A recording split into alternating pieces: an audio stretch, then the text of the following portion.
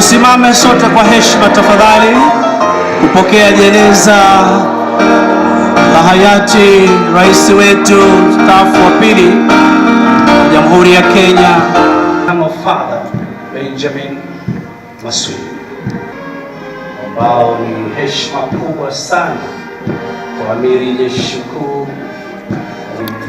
rais wetu. Let us put. We thank you that you are the giver of life. Mother's womb, and naked I will depart. The Lord gave, and the Lord has. In Jesus' name we pray.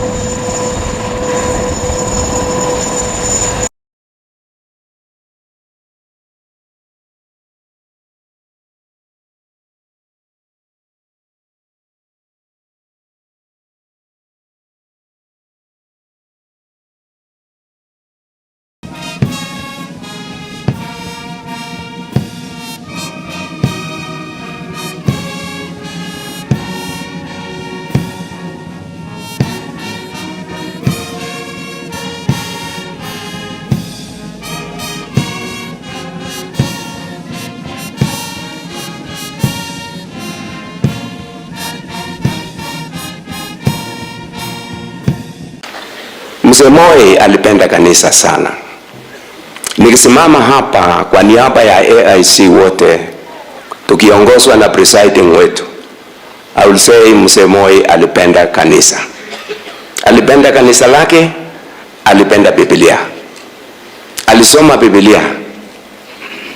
Na leo hii Mzee Moi aliniambia tutabea watoto wake wote Biblia, na aliniambia nitasema kitu kwenu, kwa maana alipenda Biblia.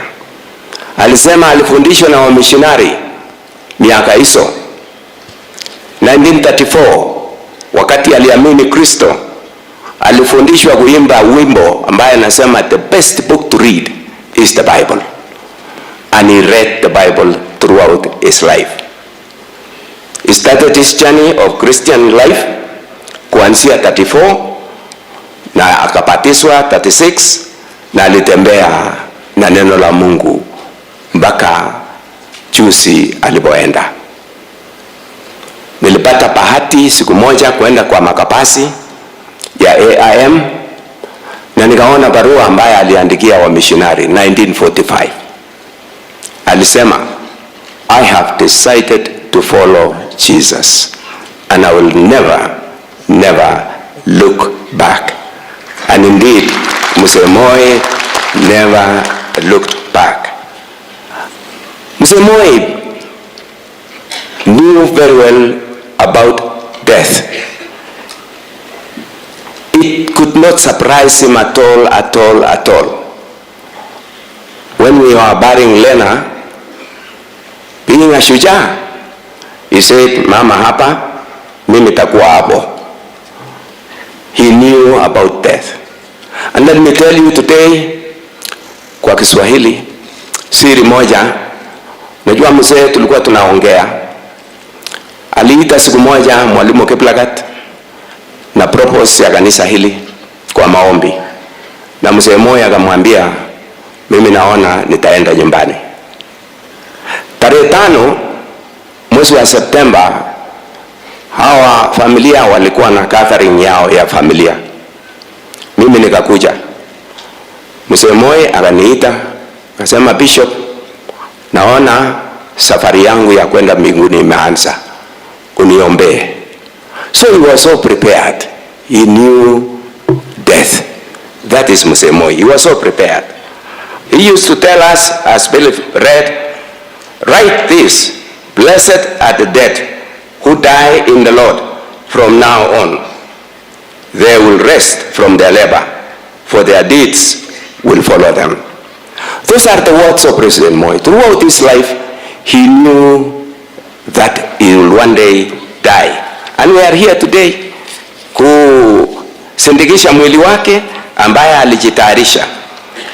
But we know that all things work together for good to them that love the Lord.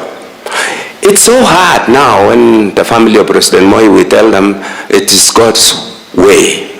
It's His will. All things are working for good. Why am I saying this? It was good you never won 202. Who could have brought this great, burial ceremony for President Moi? So it was good you never won, so that you come and give President Moi a great send-off. Can we clap for the President? I'm not saying I doubted your successors, but I know what you have done is even higher. Sorry for that.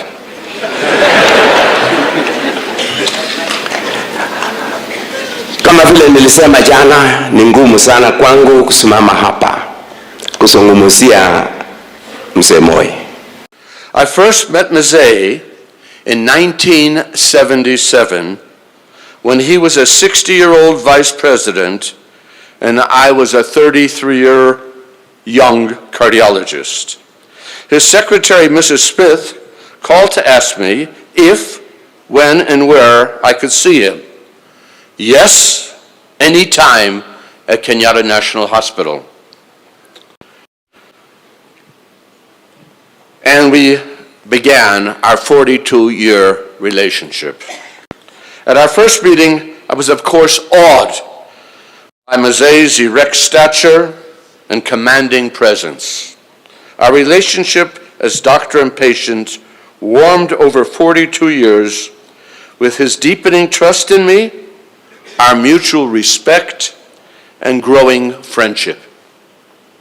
During his presidency, when I would check him on a weekly at State House, he was always considerate of my time so that I could get back to my other patients without delay. After taking his interim history and examining him, he would invite me for a cup of tea.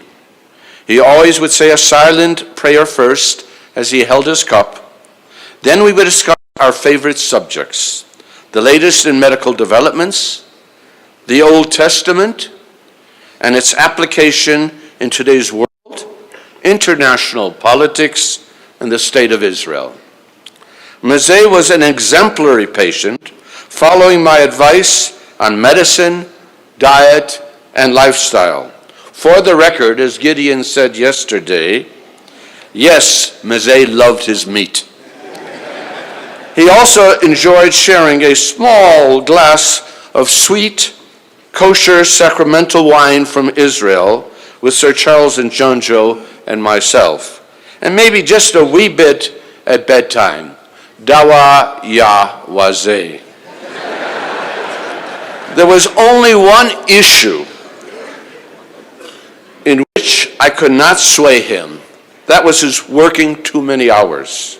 I even resorted to using the words from Exodus when Jethro advised his son-in-law Moses, "The things you are doing are not right. You will surely wear yourself out. Make it easy for yourself and let them share the burden." But this did not sway his work ethic, nor does it sway mine, much to my wife's chagrin. I traveled the world with Moi'S, and among my other professional duties was to make sure we were not eating exotic animals, such as cats, snake, dog, nor drinking buffalo milk when we were in China. As a friend, he participated in my major life events, holding my firstborn son on his 8th day of life for his circumcision, and attending my marriage to Hannah. After his retirement, we shared many small dinners with dear friends at our home. Moi'S was a devout, God-fearing Christian. And as a Jew and the head of the Jewish community of Kenya, our trips to Israel was always poignant for both of us. His love for Israel reflected in a decision that benefited both Kenya and Israel, such as the reestablishment of diplomatic relations and support in the UN. Israel helped Kenya with educational, agricultural, and infrastructure development, internal security, and even sending Israeli emergency response teams to some of our disasters. Today I find myself in a state of mixed emotions as I pay tribute to my grandfather, His Excellency the Second President of the Republic of Kenya, Daniel Toroitich Arap Moi. He was a man of such great stature that the name Moi was once synonymous with president. When I was younger, a common joke amongst my peers was, "Moi wa Uganda ni nani?" Yes.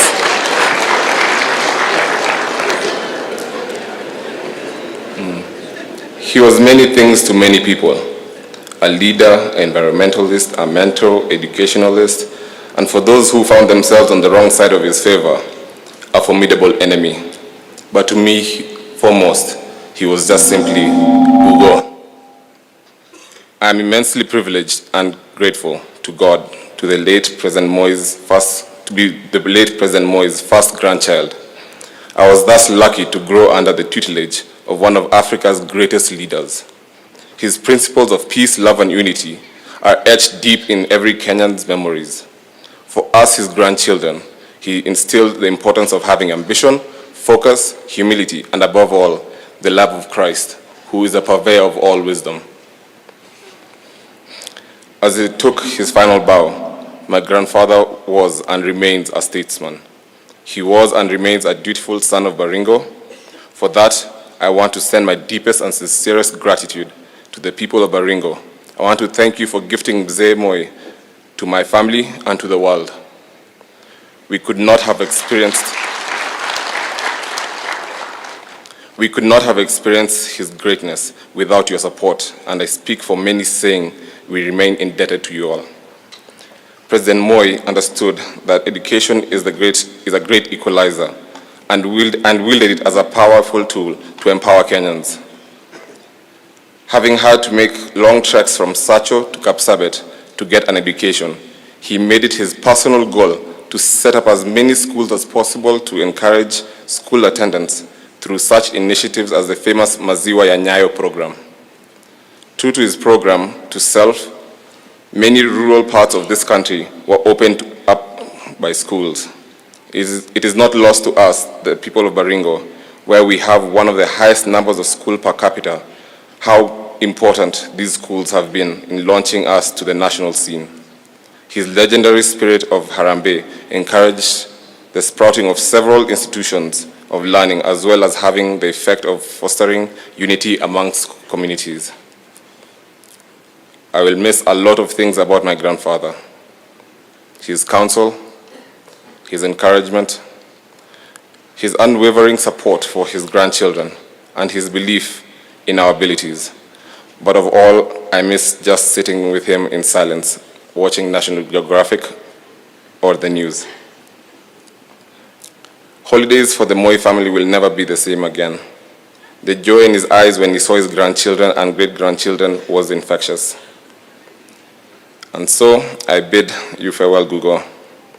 I am happy in the faith that you are now in heaven with Christ Jesus, and also together with our late Gogo Lena, with my late father Jonathan, and with our late cousin Kiprono. I believe you are singing your favorite hymn while watching over us. I will miss you, Gugo. Travel well. We love you. Reserved just for me. I'm excited about its destination, as I've heard it sets you free. The trials and tribulations, the pain and stress we breathe, don't exist where I am going. Only happiness, I believe. I hope that you will be there to wish me on my way. It's not a journey you can join in. It's not your time today. There will be many destinations. Some are happy, some are sad. Each one a brief reminder of the great times that we've had. Many friends I know are waiting who took an earlier train to greet and reassure me that nothing has really changed. We'll take the time together to catch up on the past, to build a new beginning, one that will always last. One day you'll take your journey on the train just like me, and I promise that I'll be there at the station and you will see that life is just a journey enriched by those you meet. No one can take that from you. It's always yours to keep. But now, as no seat is vacant, you will have to muddle through. Make sure you fulfill your ambitions, as you know I'll be watching you. And if there is an occasion to mention who you knew, speak kindly of that person, as one day it will be you. Now I can't accept this ending, as it's time for me to leave. Just one thing I'd like to add. The last time I remember when I was with Kuga, and I was with my daughter, who is Kuga's great-granddaughter, and I remember, I don't want to do a disservice to my ethnic language, so I'll just translate what he said in English. So he told me, Cherobon, always remember to put God first, and do not take anything that you have for granted, because all that I have and all that you will gain, always remember that this is achieved by the grace of God. And Kuga always said, never put your reliance in human beings, as human beings will always disappoint. But always remember that you have a friend in God. Thank you.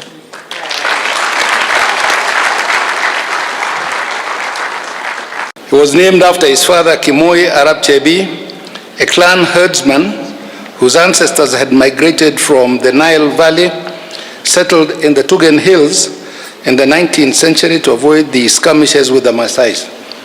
Moi was the fifth child of Karbon, Chebi's first wife. He was named Toroitich, which means welcome home, the cattle. His father died when he was 4 years old, leaving his elder brother Tuitoek to play the guardian role. It was Tuitoek who influenced him to go to school. He started school in 1934 at African Inland Mission School at Kabartonjo, and in October 20th, 1936, he was baptized as Daniel and transferred to African Inland Mission at Kapsabet, and then later went to the Government African School at Kapsabet. In 1945, he was selected to join Alliance High School, but he was denied admission by the colonial administration. Instead, he was asked to enroll as a teacher training college, and on completion of his course, he was posted as a teacher at Cabernet, where he studied privately and passed his London matriculation examinations. He was promoted to the rank of P2 in 1949 after attending a brief course at Kagumo College. He was later transferred to Tambach Government African School as a teacher trainer. Moi married Lena Bomet in 1950.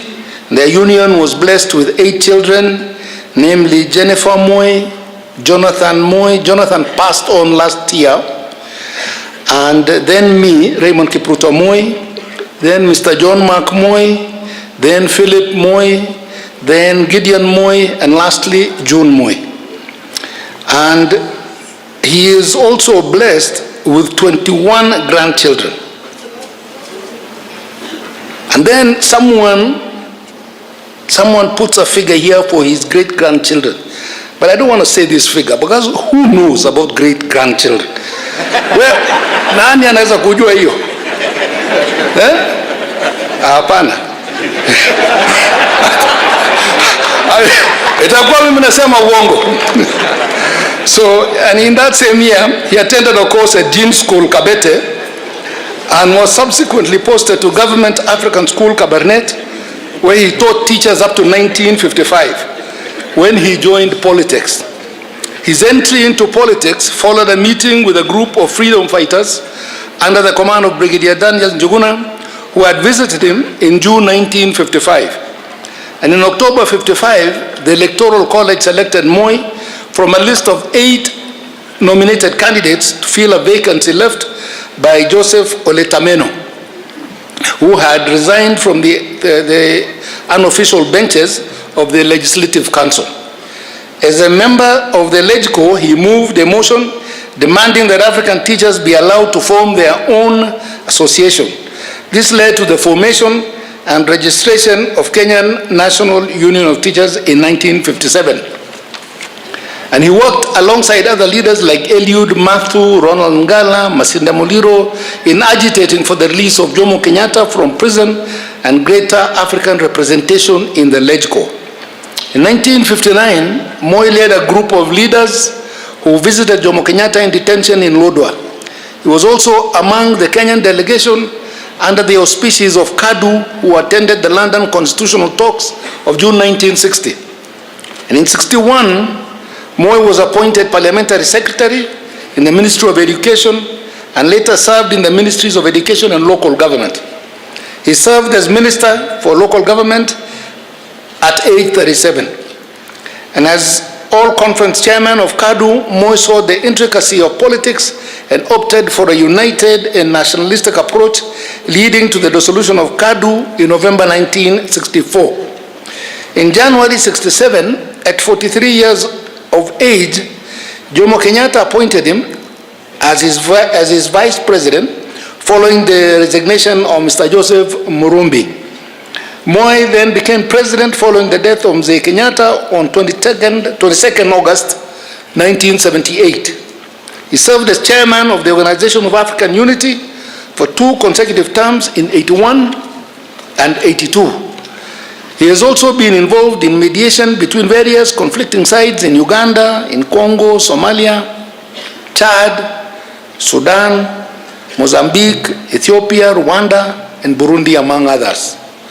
He served as chairman of PTA between 1989 and 1990, served as COMESA chairman between 1999 and 2000, and the East Africa Cooperation between 1996 and 2002. And after a 24-year presidency, Moi handed over the reins of power to Mwai Kibaki in a peaceful transition that followed the National Rainbow Coalition's victory over KANU in the December 2002 general elections. The major test in his presidential tenure, of course, was in August '82, when there was an attempted coup when a detachment of Air Force soldiers attempted to overthrow the government. Since retirement, Moi largely resided in his Kabarak home in Nakuru County. Despite his international stature, Mzee Moi never lost touch with the ordinary people. The hallmark of his leadership was a personal commitment to uplifting the poor, the disadvantaged, and the old. His personal philosophy and belief in God defined his worldview and purpose in life. So we say, fare thee well, Mzee. Thank you so much. I was the lucky child to be picked through a rigorous selection exercise to welcome President Moi to my home district, Nyeri, and specifically to the Kiganjo Police College. My duty at that tender age was to hang in flowers in our honored tradition of welcoming dignitaries home. That small encounter of a little girl presenting flowers to the President of the Republic became the beginning of a journey down a long road paved with incredible kindness, genuine human compassion and love. His Excellency President Moi immediately assumed the role of a father figure in my life, and he took up the cost of educating me by offering to pay my school fees throughout my schooling years. I still remember with deep nostalgia the very first day when I met His Excellency the President.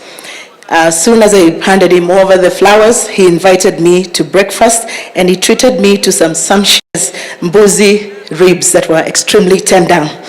During this king's breakfast, I was asked, "What would you like me to do for you, little girl?" And he asked, "What would you like?" "Anything." I innocently responded that since he was the biggest person in the country, he should remove Kiswahili as a subject in my class. As a little girl, I had a good justification. I argued with the President that at home we spoke in Kikuyu and in school we spoke in English. Further on, I wrote all my exams in English and therefore I could not understand what the need of Kiswahili was. I thought a presidential decree against Kiswahili would be a masterstroke. The President smiled broadly and at my obvious childish request, and of course I had to explain to my parents why I never thought of greater requests to the President like the request of a Kambugonda. Those who don't speak French, Mugonda is a parcel of land where I come from. As for my Kiswahili request that was never granted, it became a central part of my academic progress assessments carried out by Baba Moi himself during my annual visits to State House, where he would start by asking me, "Bado unacheza na masomo?" It is that small encounter in Kiganjo that began a life-transforming moment for the little girl from a little village called Nyarivo in Nyeri, who now stands in front of you, having recently attained a doctorate degree, to mourn a loving father, a faithful mentor, a devoted teacher, and a caring children's president. I celebrate President Moi for his proven, genuine big heart that made possible my education and that of many other children across the Republic. I celebrate this extraordinary leader who consistently demonstrated his commitment to education, especially that of the girl child. And I stand here in front of you today as living proof that his noble efforts and his noble endeavors were never in vain. My Baba Moi, as I fondly called him, today rests in absolute peace, having, in the sunset of his blessed life, watched many of his children, nurtured directly by him, grow into effective citizens. He rests in peace knowing that that little village girl from Nyarivo pursued not only the highest limits of education, but also has chosen to live a life of public service as Deputy Governor of Nyeri County.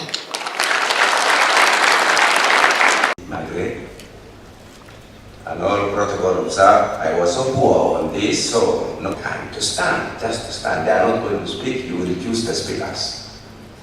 Allow me.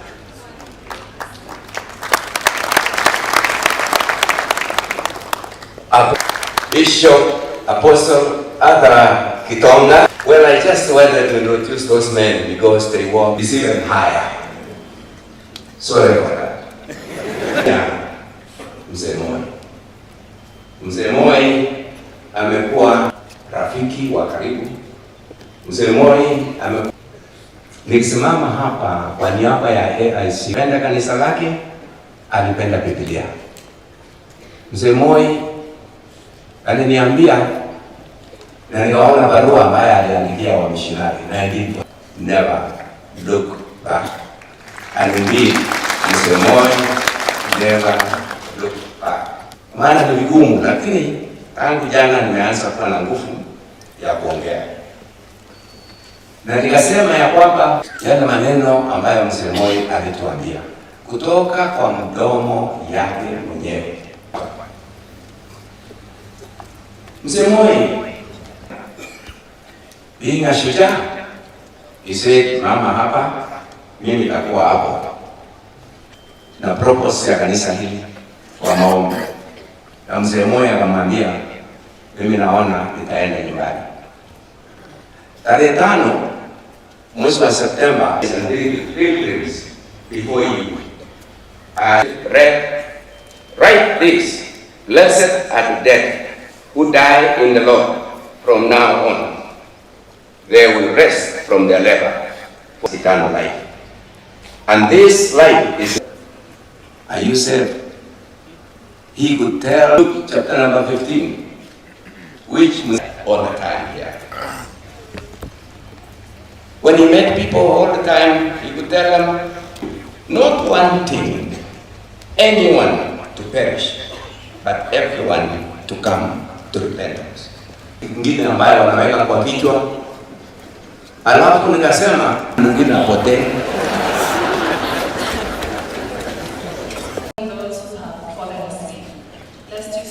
The same chapter to 17.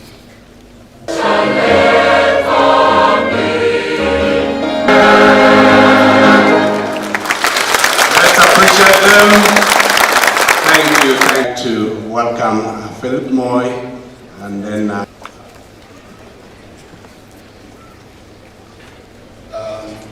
His Excellency the President of the Republic. I was the first child of Gabon, JB's first wife, African Inland Mission at Kapsabet, and then later went to the... For 18 years as the president. It's only 27, 28 days after he has retired. It's my pleasure to... Thank you.